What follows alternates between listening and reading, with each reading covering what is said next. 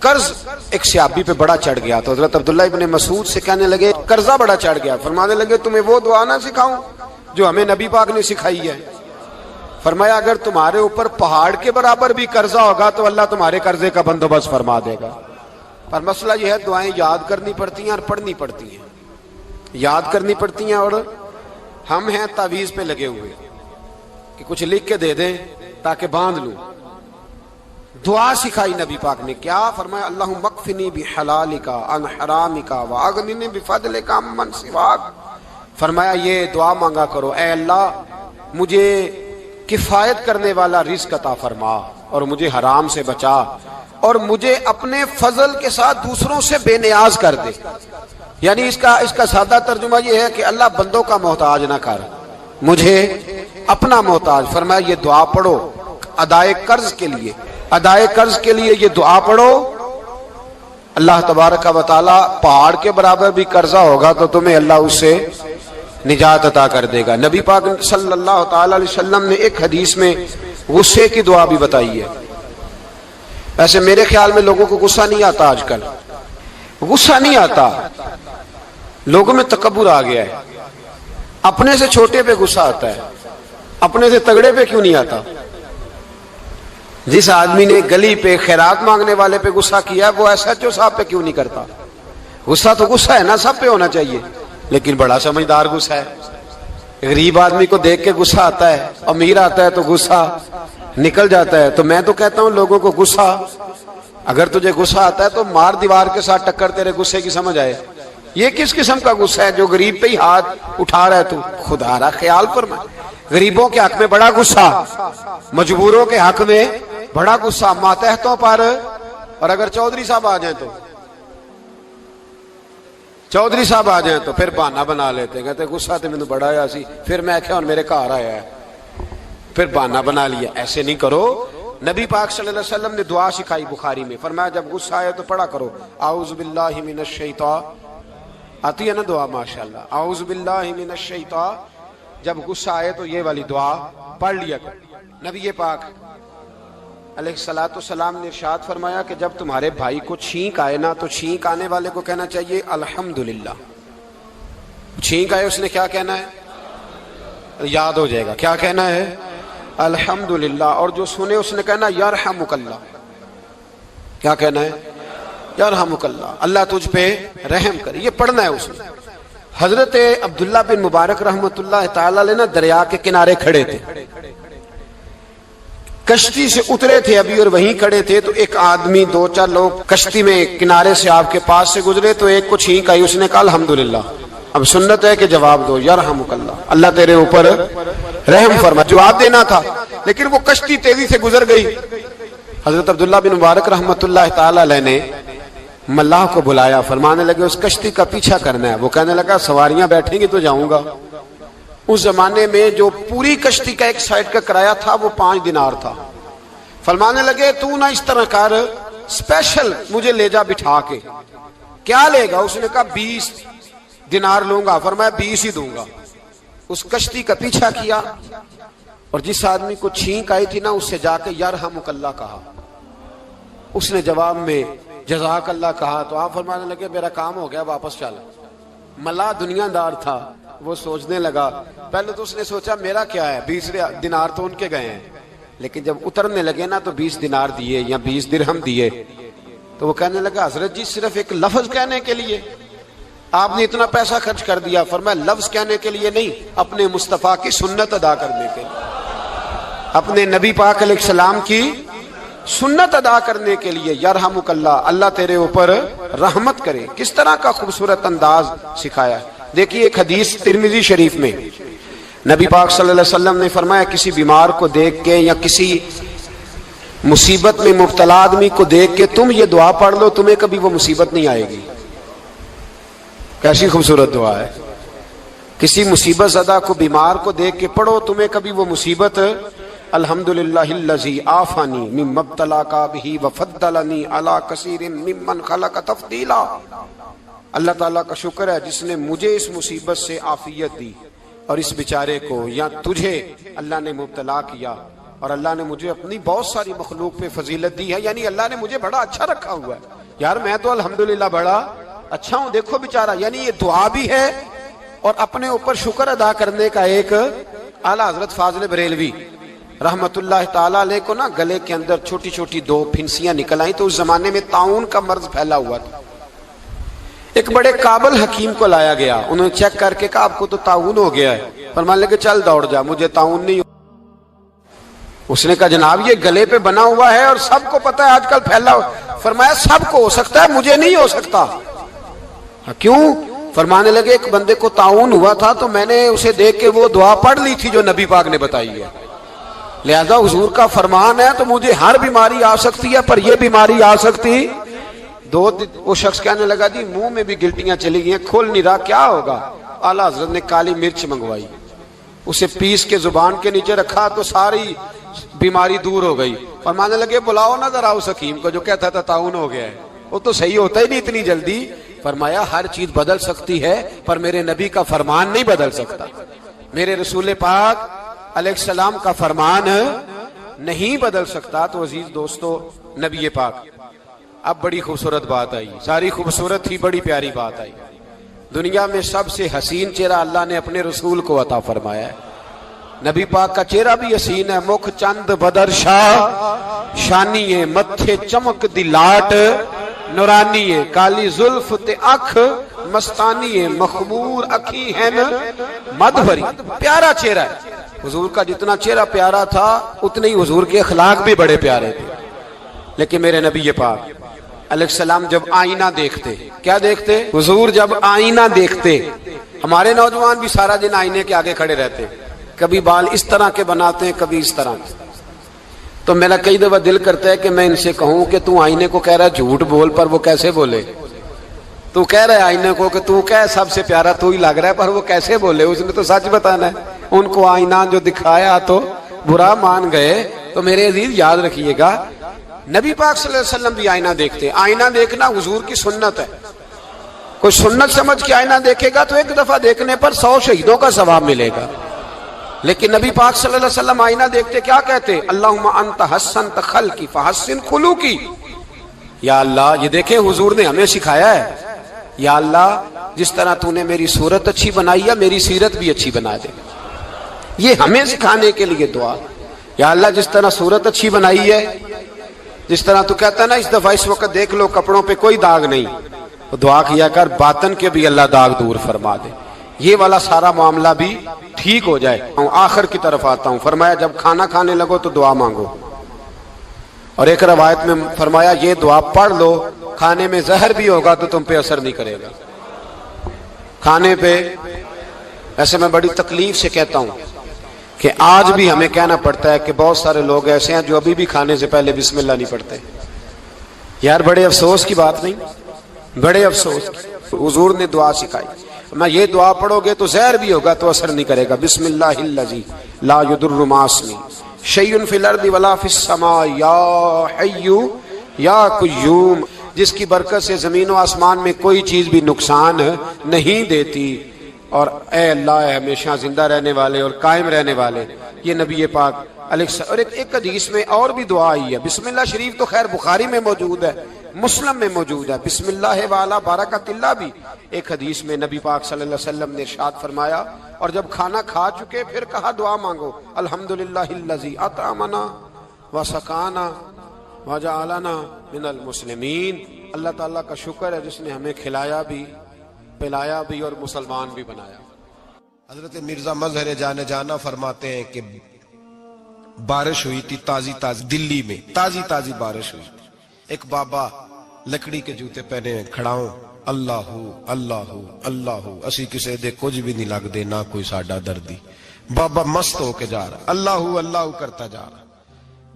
ایک طوائف اپنے کوٹھے سے اتر کے تو سیڑھیوں پہ بیٹھی تھی، ساتھ اس کا یار بھی بیٹھا تھا، بابا اپنی مستی میں جا رہا ہے، تو بابا جی کے پیروں سے کچھ مٹی اڑی تو اس عورت کے کپڑوں پہ پڑ گئی، پرواہ نہیں، بزرگ گزر رہے، وہ یار اس کا دوڑا ہوا آیا، اس نے آ کے تھپڑ مارا، کا خیال نہیں سارے اس کے کپڑے آلودہ کر دیے، تو کدھر، تیرا دماغ نہیں ٹھیک؟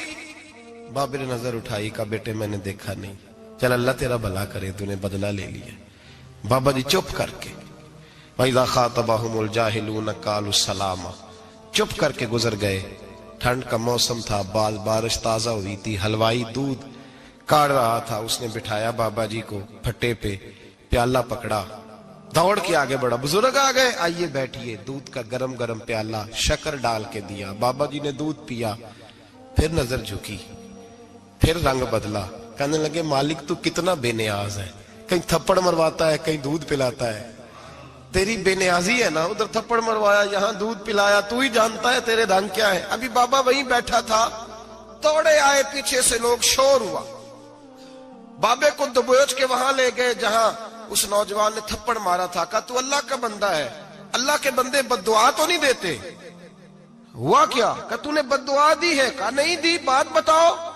کہنے لگے اس نے تجھے تھپڑ مارا ہے، چھت پہ چڑھا ہے، پیر پھسلا ہے، گردن کے بل گرا ہے، منکا ٹوٹ گیا، مر گیا ہے، تو نے بد دعا دی ہے۔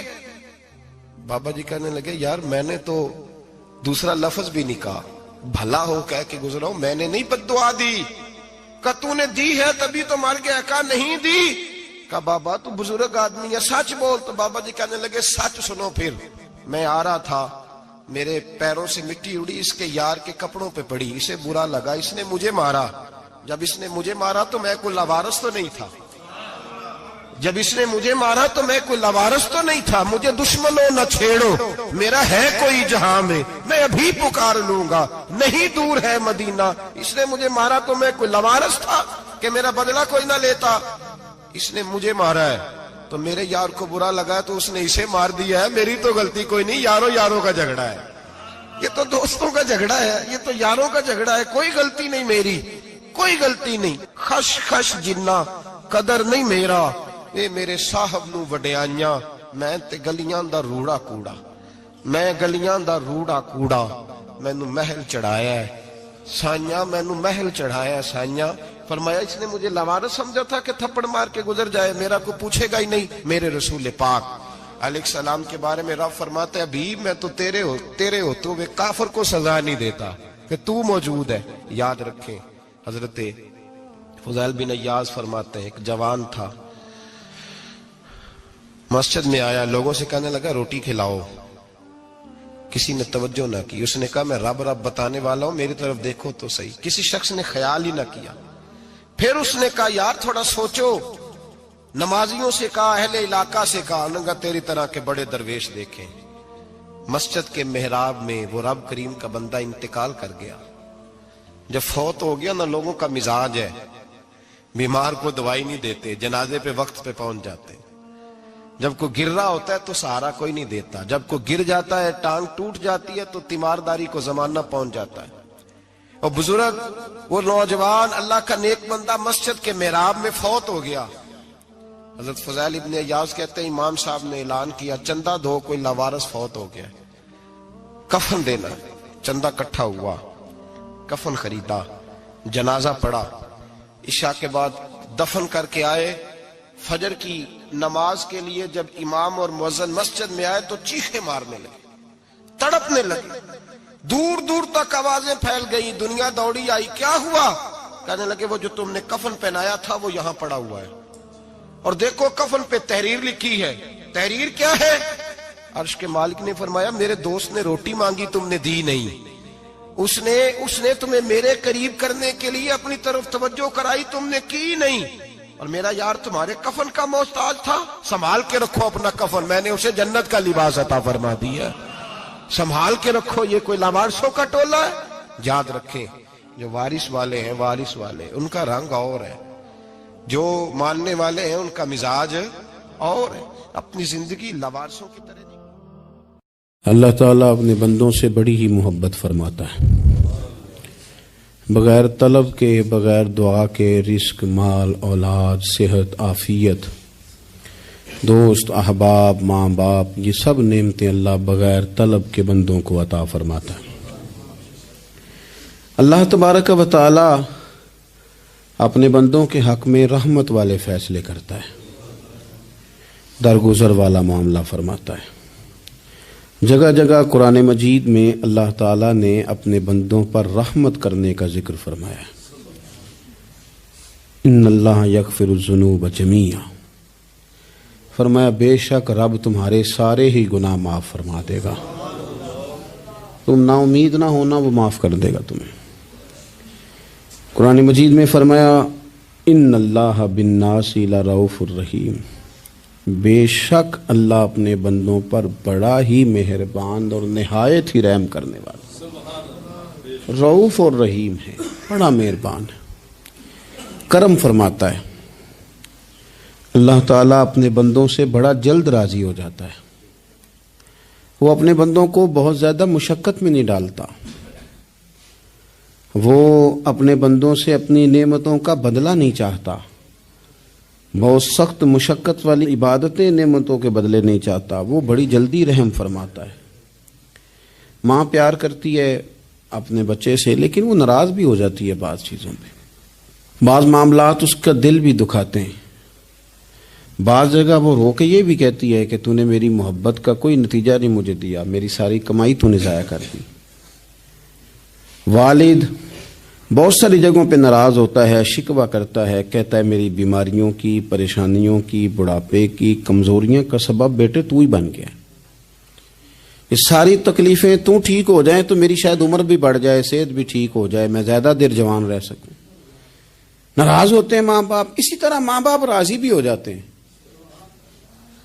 وہ بڑی جلدی راضی ہو جاتے ہیں۔ میں اکثر کہتا ہوں کہ والد کو راضی کرنے میں 5-7 منٹ لگ جاتے ہیں، اماں تو 1.5-2 منٹ میں راضی ہو جاتی ہے، ابا جی کو 5-7 منٹ لگتے ہیں، کئی دفعہ کہنا پڑتا ہے، کوئی دلائل دینے پڑتے ہیں، لیکن والدہ کے لیے تو کچھ بھی نہیں، آپ نیرا جا کے پیروں میں بیٹھ ہی جائیں، کچھ بھی نہ کریں، آپ پورا روئیں، نہ رونے والا منہ ہی بن جائے تو اماں تو نرم ہی نرم ہے، جس وقت جو مرضی آپ کرا لیں ہو گیا۔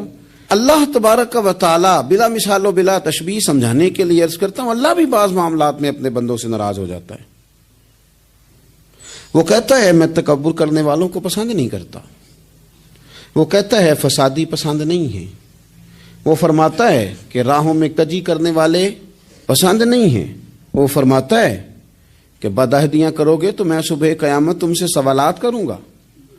اللہ تبارک و تعالیٰ بہت ساری چیزوں کو ناپسند کرتا ہے، ناراض ہو جاتا ہے، بلکہ نبی پاک صلی اللہ تعالی علیہ وسلم نے فرمایا تم بات کرتے کرتے کوئی ایسا جملہ بول دیتے ہو کہ رب اتنا ناراض ہوتا ہے کہ تمہیں پتہ بھی نہیں ہوتا، تمہارے لیے جہنم کا فیصلہ کر دیتا ہے۔ اس لیے پہلے تولو پھر بولو، خود اپنے لفظوں کی تو تم پہرے داری کرو نا کہ میں کیا کہہ رہا ہوں۔ کوئی ایسا جملہ، کوئی ایسی بات وارث شاہ مان کری نہ وارثاندہ، کوئی ایسی بات نہ تمہاری زبان سے نکلے۔ اور حضور یہ بھی فرماتے ہیں کہ اس کا دوسرا پہلو بھی ہے، بعض اوقات تم بات کرتے ایسا جملہ کہتے ہو وہ اتنا راضی ہوتا ہے کہ تمہارے لیے جنت کا فیصلہ فرما دیتا ہے۔ مسلمان کو اب یہ حکم ہے، اس ساری گفتگو کا نتیجہ یہ ہے کہ وہ اپنے جذبات پر، خیالات پر، نگاہوں پر، زبان پر، کانوں پر تھوڑی توجہ دے، بے لگام نہ بنے، بے ترتیب نہ بنے، جو طبیعت میں آئے کر نہ گزرے، تھوڑا سا نہ سوچے سمجھے اور تھوڑا سنبھل کے چلے، کبھی ان کاموں کی طرف نہ جائے جن سے رب ناراض ہو جاتا ہے، ان کاموں کی طرف بڑھے جن سے اللہ راضی ہوتا ہے۔ میرے نبی پاک صلی اللہ تعالی علیہ وآلہ وسلم نے ارشاد فرمایا، بعض احادیث میں لفظ یہ ہیں کہ اللہ اپنے بندوں کو دیکھ کے مسکراتا ہے، جو اس کی شان کے لائق۔ جس ترتیب سے ہم مسکراتے ہیں، جس ترتیب سے ہم روتے ہیں، جس ترتیب سے ہم کسی بات کا اظہار تشکر کرتے ہیں، خدا ان باتوں سے پاک ہے۔ اب بہت ساری حدیثوں میں آیا کہ وہ مسکراتا ہے، تو کیا مطلب ہے مسکرانے کا؟ تو علماء تفسیر نے لکھا ہے مسکرانے کا مطلب یہ ہے کہ وہ بڑا ہی راضی ہوتا ہے اپنے بندے سے، بڑا راضی ہوتا ہے، یہ مطلب ہے۔ ایک تو مسکرانے کا مطلب یہ کہ وہ بڑا راضی ہو گیا، وہ مسکرا دیا اپنے بندے پہ، اور ایک اس کا معنی خود نبی پاک صلی اللہ تعالی علیہ وسلم نے بیان فرمایا۔ مسند امام احمد بن حنبل میں حدیث ہے، حضور سید عالم علیہ السلام سے صحابہ نے پوچھا یا رسول اللہ شہید تو بڑے لوگ ہوتے ہیں، شہیدوں میں افضل کون ہے؟ تو اللہ کے حبیب علیہ السلام فرمانے لگے وہ والا بندہ جو ڈٹ گیا تھا کافروں کے مقابلے میں، وہ ہلا نہیں، پوری طرح ڈٹ کے جو لڑا وہ شہداء میں افضل ہے۔ حضور فرماتے ہیں وہ جنت کے بالا خانوں میں سیر کرے گا اور رب اسے دیکھ کے مسکرائے گا. رب اسے دیکھ کے مسکرائے گا. اللہ تعالیٰ مسکراتا ہے اسے دیکھ کے. اور اگلے جملے میں حضور نے وضاحت کر دی, فرمایا جب رب دنیا میں کسی پر مسکراتا ہے نا تو اس کا معنی یہ ہے کہ قیامت میں پھر اللہ اسے حساب کو ہی نہیں لے گا. جس پر اللہ دنیا میں مسکرا دیا اس سے کوئی حساب, تو وہ کام ڈھونڈنے چاہیے نا جس سے اللہ مسکرائے. ویسے کبھی ہم ایسا کرتے ہیں کہ نہیں کہ کسی کو راضی کیا جائے؟ یہ کام ہم کرتے ہیں کہ ہماری کمپنی کا جو سربراہ ہے وہ ہم سے راضی رہے.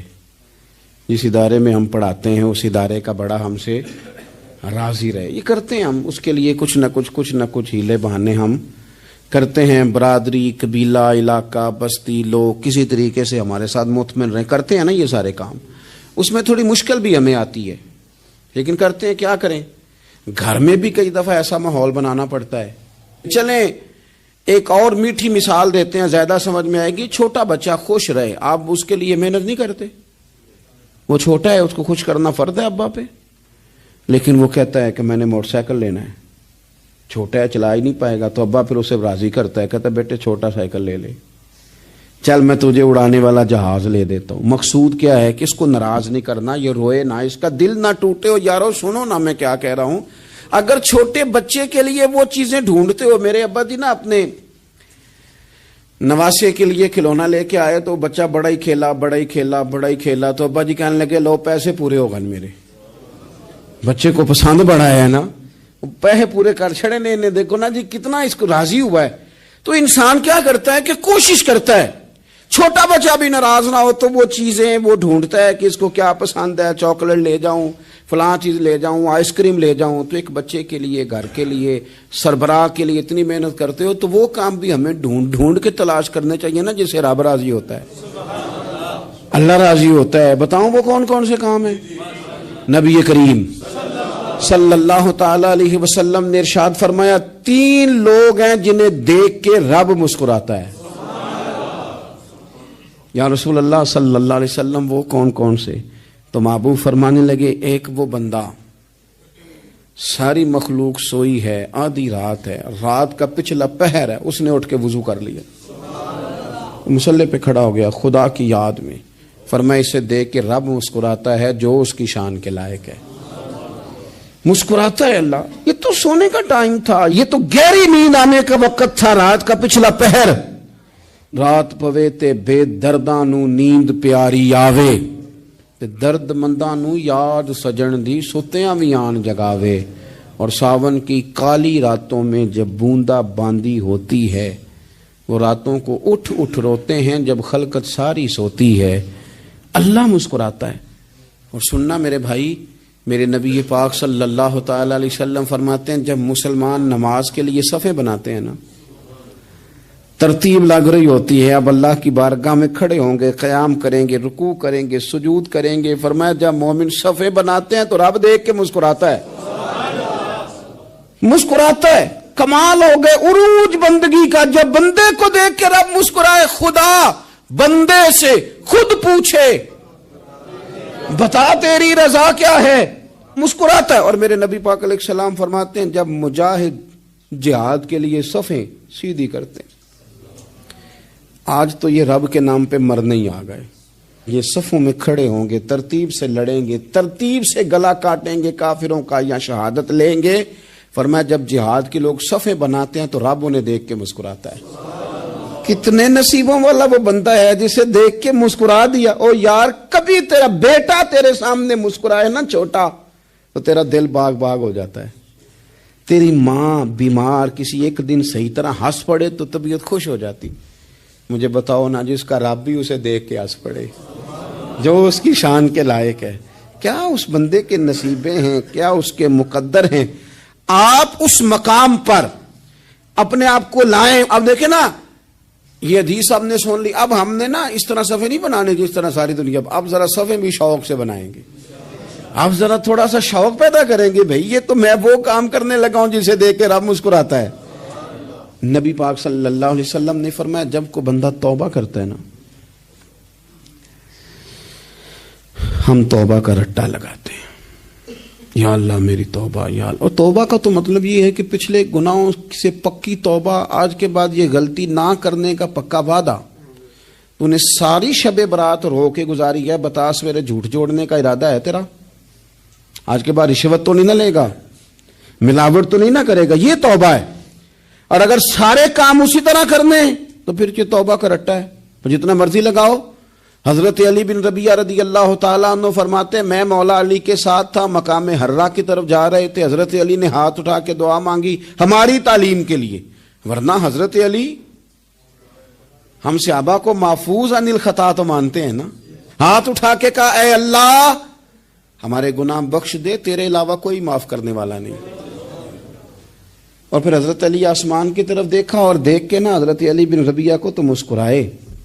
حضرت علی بن ربیعہ کہنے لگے حضور مسکرائے کیوں ہو؟ فرمانے لگے ایک دن میں حضور کے ساتھ اسی طرح آیا تھا، اسی طرح حضور نے دعا فرمائی تھی ہماری تعلیم کے لیے، اور پھر حضور مجھے دیکھ کے مسکرائے تھے اور فرمایا جب کوئی بندہ رب کی بارگاہ میں اس طرح استغفار کرتا ہے تو رب مسکراتا ہے، اور مسکرا کے فرماتا دیکھ لو میرے بندوں کو پتا ہے کہ میرے علاوہ معاف کرنے والا کوئی نہیں. انہیں پتا ہے، تم اس کی بارگاہ میں رجوع تو لاؤ، آؤ تو صحیح دو آنسو لے کر.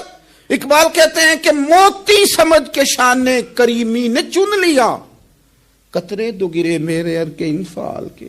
دو میں نے آنسو بہائے تھے تو اس کے کرم نے تو موتی سمجھ کے چن لیے.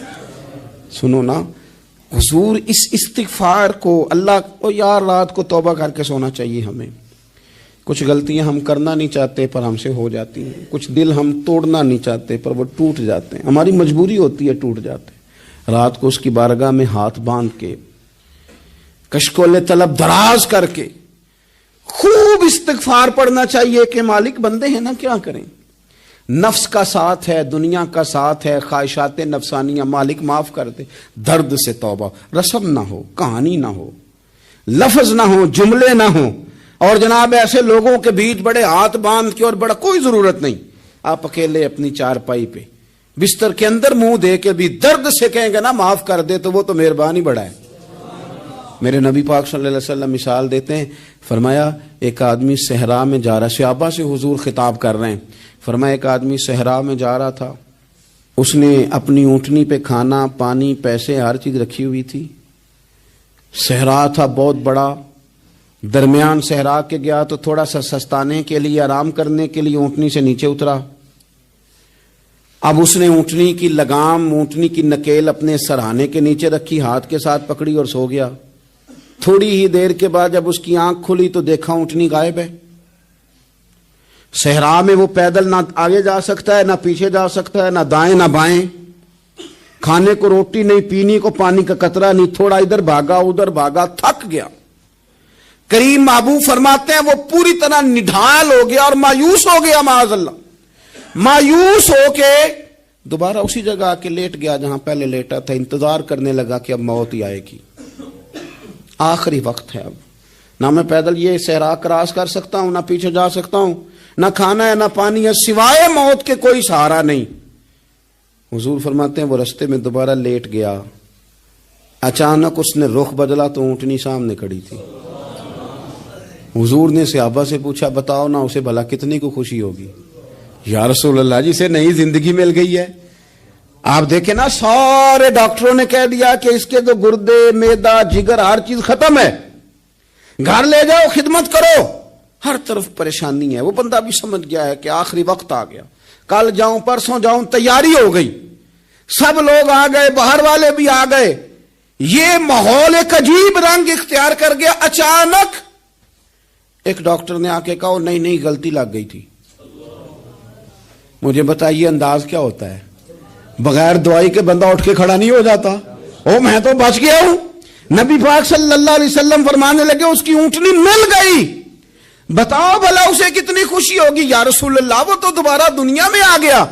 حضور فرمانے لگے اسے کچھ بھی خوشی نہیں ہوئی. جب کوئی رب کا گناہگار بندہ آ کے توبہ کرتا ہے، رب کو اس سے کئی گنا زیادہ خوشی ہوتی ہے.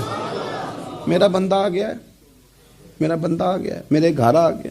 اس نے آنسو بہائے ہیں، اس نے کہا اللہ میں تیرا ہی ہوں، تیرا ہی رزق کھاتا ہوں، تیری ہی زمین پہ رہتا ہوں، تیرے نام سے میری سانسیں چلتی ہیں۔ وہ آ گیا، فرمایا اس اونٹنی والے سے زیادہ رب کو خوشی ہوتی ہے جب گناہگار آ کے توبہ کرتے۔ گناہگاروں کے آنسو اس کی بارگاہ میں بڑے مقبول ہیں، لیکن ہم رسم ادا کرتے ہیں، توبہ نہیں کرتے۔ ہم اپنے آپ کے ساتھ دھوکہ کرتے ہیں، جھوٹ بولتے ہیں۔ ہم بندہ کوئی ناراض ہو جائے تو ہمیں کو نہیں نیند آتی، اس کے گھر چلے جاتے ہیں۔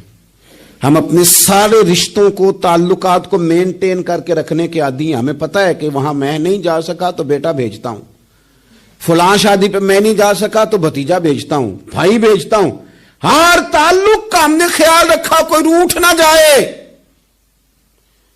لیکن کمال ہے نا، یہ نہیں سوچا کہ اگر رب روٹھ گیا تو جب وہ روٹھ جائے نا تو سارے رشتے بھی بندے کے پاس موجود ہوں تو کوئی کارآمد نہیں ہوتا، پھر کروڑوں روپیہ جیب میں ہوں تو ڈاکٹروں کی دوائیاں اثر نہیں کرتی۔ وہ روٹھ جائے تو پھر انسان اس طرح سے پھسلتا ہے کہ بڑے بڑے اس کے پاس دروازے ہوتے ہیں پر کسی جگہ اس کا ہاتھ نہیں لگتا۔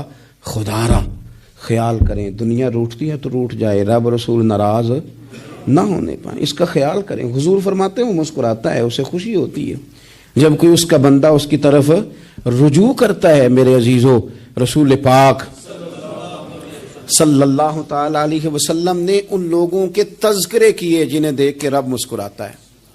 ہم نا گناہگاروں پر بھی فتویٰ دینے میں جلدی کرتے ہیں اور نیکی پر بشارت دینے میں بھی جلدی کرتے ہیں، حالانکہ یہ ہماری ذمہ داری نہیں۔ پتہ نہیں اللہ تعالیٰ کس کو کب توفیق توبہ دے کے اپنے قریب کر لے، لیکن بڑی جلدی ہے، بڑی جلدی فتویٰ دینے میں۔ اور یہ فتویٰ صرف مفتیوں کا نہیں رہ گیا، یہ میری طرح کے، آپ کی طرح کے ڈھیروں لوگ ہیں جنہوں نے جیبوں میں فتوے ڈالے ہوئے۔ بھئی آپ نے کیوں ذمہ داری لے لی ہے جنت میں داخل کرنے کی اور نکالنے کی؟ یہ تو میرے رب کریم کا کرم ہے، وہ جس کو چاہے جب چاہے جتنا چاہے عطا کرے۔ لیکن کچھ لوگ نا بڑے پکے ہو گئے ہیں کہ شاید جو میں سوچ رہا ہوں وہی درست ہے۔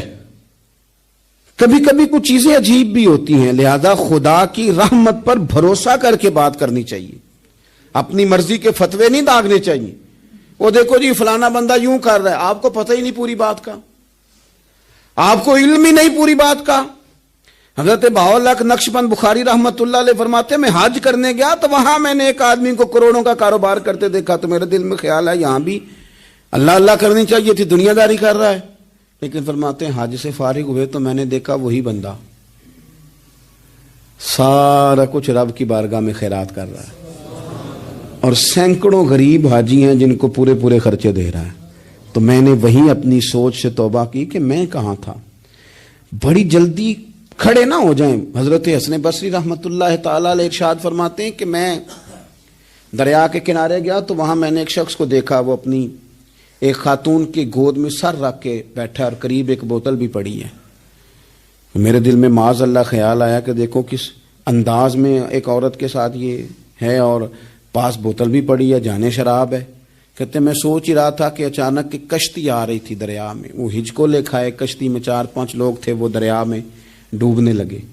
وہ آدمی تیزی سے اٹھا، دریا میں چھلانگ لگائی، پہلے ایک کو نکالا، پھر دوسرا نکالا، پھر تیسرا نکالا، ایک بندہ رہ گیا۔ کہنے لگا حضور مجھے تو آپ نے گناہگار سمجھا ہے، میں تو بڑے غلط انداز میں یہاں بیٹھا ہوں، آپ نے جو سوچا چلیں گے چوتھا بندہ آپ نکالنا ہے، کرے نا یہ کام، کرے نا یہ کام۔ بڑے بھولے بھالے، بڑے اللہ والے، ریاض آپ کو بس ہم ہی جانتے ہیں، اتنی جلدی فتویٰ۔ حضرت حسن بصری فرماتے ہیں میں پشیمان ہوا، میں نے کہا مجھے تیرنا نہیں آتا، تو دیر نہ کر، چوتھا ڈوب نہ جائے۔ پھر اس نے چھلانگ لگائی، چوتھا بھی نکال لایا، اور کہنے لگا حضرت آپ نے جلدی کی سوچنے میں، یہ بی بی میری ماں ہے اور یہ سرکے کی بوتل ہے۔ ہم ماں بیٹے کا یہ مشغلہ ہے کہ یہ وہ جگہ ہے جہاں آ کے لوگ مسافر اترتے ہیں، اور یہاں سے کسی کا گھر 100 میل ہے، کسی کا 200 میل ہے۔ ہم صبح سرکہ، کھجوریں، روٹیاں لے کے یہاں آتے ہیں، مسافروں کی نوکری کرتے ہیں، کوئی پریشان ہو تو مدد کرتے ہیں۔ حضرت خواجہ حسن بصری فرماتے ہیں میں نے معافی مانگی، ان سے بھی مانگی، رب سے بھی مانگی۔ انہوں نے مانگ لی نا بزرگ تھے، پر ہم کو نہیں تیار مانگنے کو۔ ہم ہر وقت بدگمانیاں، وہ فلانا فلانے جرم کرتا تھا، میں اسے اب کیسے نیک مان لوں؟ بھئی اب وہ نمازی ہے، خدا کے گھر آتا جاتا ہے، اب اللہ کی بارگاہ میں حاضر ہوتا ہے، جب رب نے معاف کر دیا تو بھی سوچ بدل جا۔ سنیں حضور کیا فرماتے ہیں، نبی پاک صاحب الالاق صلی اللہ تعالی علیہ وسلم فرماتے ہیں، مسند امام احمد بن حنبل دیکھیے، فرمایا رب اس وقت بڑا ہی مسکرائے گا جب قاتل بھی جنت میں جائے گا، مقتول بھی جنت میں جائے گا۔ یا رسول اللہ مقتول تو گیا، یہ قاتل کیسے چلا گیا؟ حضور فرماتے ہیں جائے گا، اور جائے گا اور رب مسکرائے گا جو اس کی شان کے لائق ہے۔ یا رسول اللہ کس طرح؟ تو نبی پاک صلی اللہ علیہ وسلم فرمانے لگے اس نے ایک مومن کو قتل کیا تھا، وہ شہید ہو کے جنت میں چلا گیا، اب اللہ نے بعد میں اسے توبہ کی توفیق دے دی۔ پہلے اس نے کلمہ پڑھا، پھر یہ میدان میں اترا، کافروں سے لڑا، یہ شہید ہوا، رب نے اسے بھی جنت دے دی۔ قاتل بھی جنت میں، مقتول بھی جنت میں، اور بات اتنی انوکھی ہے کہ رب دیکھ کے مسکرا رہا ہے جو اس کی شان کے لائق ہے۔ ہم جلدی میں ہیں، ہم انتظار نہیں کر رہے کہ شاید توبہ کر جائے، ہم انتظار نہیں کر رہے، لیکن میرے عزیز اتنی جلدی نہ کریں۔ سوچوں کا صاف ہونا، ذہنوں کا پاک ہونا، اور لوگوں کے بارے میں گمان کا اچھا ہونا۔ آپ کسی نفسیات کے ڈاکٹر کے پاس چلے جائیں، اسے کہیں ٹینشن بڑی ہے، میں ان کے مضامین پڑھتا رہتا ہوں، وہ سب سے پہلا سبق آپ کو یہ پڑھائیں گے کہ اچھا سوچا کریں۔ اچھا سوچنے سے بندہ تندرست رہتا ہے۔ کس سے بندہ تندرست رہتا ہے؟ ہیں جی واقعی، یعنی اس والے پڑوسی کے بارے میں بھی اچھا سوچنا ہے، گھر میں اس والے کے بارے میں بھی، چھوٹے بھائی کے بارے میں بھی اچھا سوچنا ہے، اور بڑے کے بارے میں بھی اچھا ہی سوچنا ہے۔ یعنی اپنی برادری قبیلے کے بارے میں بھی اچھا سوچیں، جو قبیلے کا نہیں اس کے بارے میں بھی چلیں تھوڑا سا اچھا سوچ لیں۔ اپنے بارے میں تو اچھا سوچا ہے بڑا، میں کہتا ہوں کہ ہم اپنی غلطیوں سمیت اپنے آپ سے بڑا پیار کرتے ہیں، اور دوسرے کی ایک غلطی نظر آ جائے تو ہمیں گھین آنے لگ جاتی ہے۔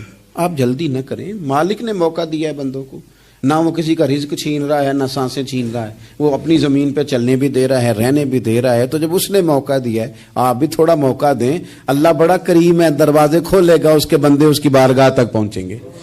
بدگمانیاں اور پھر بدگمانیوں کا عروج، اور اس لیول تک جا کے بات کر دینا ہے کہ جہاں سے خوف آئے کہ یار یہ بات نہیں کرنی چاہیے تھی۔ رسول کائنات سرور دو عالم صلی اللہ تعالی علیہ وسلم فرماتے ہیں کہ اللہ مسکراتا ہے۔ دیکھو ہمارے ہاں نا ایک اور بھی مسئلہ بن گیا ہے، میں نے کچھ لوگوں کو نا پکا، میرے پیارے ہیں، محبت ہے مجھے، تو میں چونکہ آپ میری کلاس ہیں، میں مشاہداتی اور تجرباتی باتیں بھی کر لیتا ہوں، اسی کی روشنی میں کئی دفعہ گفتگو بھی تیار کرتا ہوں۔ کچھ لوگوں نے نا پکا ذہن بنا لیا یہ کہنے کا کہ ہاتھ بڑا تنگ ہے، پکا، آپ جس وقت پوچھ لیں ان کا ہاتھ اور بڑا ہی زیادہ تنگ ہے۔ آپ یقین کریں، بہن کا جو خامند ہے وہ کہہ رہا ہے جا حصہ لے کے آ، تیرے بھائیوں کی کمائی تو نہیں، تیرے ابا کی ہے، لے کے آ۔ وہ بیچاری اس کی منتیں کر رہی ہے، کہتی ہے اگر جاؤں گی نا تو وہ کہیں گے حصہ لے جا، آج کے بعد ہمارے گھر نہ آنا، میرا دروازہ نہ بند کرو، مہربانی کرو۔ اور بھائی سے بات کرتی ہے تو کہتا ہے ہاتھ ہی بڑا تنگ ہے، جب ٹھیک ہوگا تو دے دوں گا۔ نہ کریں یہ ظلم، ہمارے اپنے تڑپتے رہتے ہیں اور ہماری دولتیں اندر پڑی رہتی ہیں، ہمارے اپنے چھوٹی چھوٹی ضروریات کے لیے پریشان ہوتے ہیں، لیکن ہم بڑے بڑے بہانے ہیں ہمارے پاس، کہتے ہیں یہ نکما ہے، یہ نکھٹو ہے، یہ کام نہیں کرتا، اس میں فلانا ہے، بے فلانا ہے، بلہذا میں نے نہیں ساتھ چلنا۔ اظہار جب آپ کے اندر پیدا ہوتا ہے نا، اظہار جب کسی کے لیے آپ حساس ہوتے ہیں تو آپ کو بھی سرور حاصل ہوتا ہے۔ نہ کریں یہ کام کہ آپ کو اللہ نے وسعت دی اور ہر وقت آپ ہاتھ تانگ ہونے کا رونا رو رہے ہیں، ہر وقت آپ یہ کہہ رہے ہیں میں بڑی آزمائش میں ہوں، جب خدا نے آپ پہ نہیں ڈالی تو اتنے جھوٹ بولنا صرف اس لیے کہ میرے پیسے بچ جائیں، صرف اس لیے کہانی سنانا کہ حالات میرے بڑے خراب ہیں کہ کوئی بندہ میرے سے کوئی تھوڑا بہت قرض نہ مانگ لے۔ سنو، نبی پاک صلی اللہ علیہ وسلم کے پاس مہمان آ گیا، بخاری مسلم ہے، حضور نے ازواج مطہرات کے گھروں میں پیغام بھیجا، کچھ چیز ہے ضیافت کے لیے؟ یا رسول اللہ کچھ بھی نہیں، یہ دو جہاں کے شاہ ہیں اور پاس کچھ رکھتے نہیں، دو جہاں کی نعمتیں ہیں ان کے خالی ہاتھ میں۔ یا رسول اللہ کوئی چیز بھی نہیں۔ حضور نے صحابہ کے مجمع پہ نظر ڈالی، یا رسول اللہ صلی اللہ علیہ وسلم حکم ہو، تو حضور فرمانے لگے تم میں سے کوئی بندہ ہے جو اسے گھر لے جائے روٹی کھلائے۔ ایک صحابی اٹھے، فوراً حضور میں لے کے جاتا ہوں کھانا کھلاتا ہوں. فرماتے ہیں میرے گھر میں صرف بچوں کا کھانا تھا. یہ نہیں کہ فریزر بھرا ہوا ہے نعمتوں سے، صرف بچوں کا کھانا. یہ نہیں کہ کسی کو دیکھ کے اپنی ہنڈیا پہ برتن دے لیا، صرف بچوں کا کھانا. کہتے ہیں گھر گیا، بیوی سے کہا کیا کیفیت ہے؟ کہنے لگی بچوں کی روٹی ہے. میں نے کہا بچے سلا دے، صبح ناشتہ کر لیں گے. تو کہنے لگی آپ کیا کھائیں گے؟ تو میں نے کہا نہ میں کھاؤں گا نہ تو کھائے گی، مہمان جو نبی پاک کا ہے. کہا اچھا اب ذرا تجویز دیکھو میاں بیوی کی سوجھی آپس میں. کہتے ہیں کھانا لگا دینا، کیونکہ ایک آدھ بندے کا کھانا ہے. اپنی غربتوں کا ہر جگہ اظہار کرنا، رونا. یہ دیکھو غربت کیسے چھپائی جا رہی.